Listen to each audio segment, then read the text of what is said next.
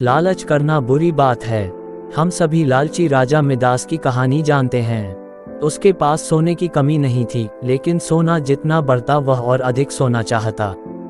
उसने सोने को खजाने में जम कर लिया था और हर रोज उसे गिना करता था। एक दिन जब वह सोना गिन रहा था तो एक अजनबी कहीं से आया और बोला, तुम मुझसे ऐसा कोई वरदान मांग सकते हो जो तुम्हें दुनिया में सबसे ज्यादा खुशी दे। राजा खुश हुआ और उसने कहा, मैं चाहता हूं कि जिस चीज को छूऊं वह सोना बन जाए। अजनबी ने राजा से पूछा, क्या तुम सचमुच यही चाहते हो?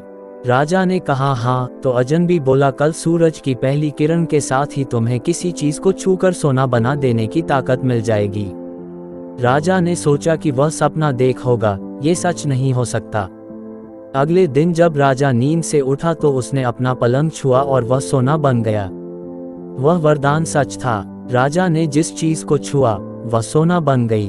उन्होंने खिड़की के बाहर देखा और अपनी नन्ही बच्ची को खेलते पाया।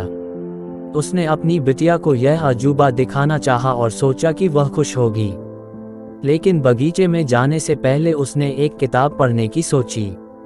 उसने जैसे ही उसे छुआ वह सोने की बन गई। वह किताब को पढ़ न सका। फिर वह नाश्ता करने बैठा। जैसे ही उसने फलों और पानी के गिलास को छुआ वे भी सोने के बन गए। उसकी भूख बढ़ने लगी और वह खुद से बोला, मैं सोने को खा और पी नहीं सकता।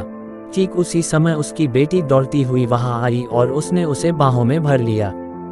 वह सोने की मूर्ति बन गई। अब राजा के चेहरे से खुशी गायब हो गई।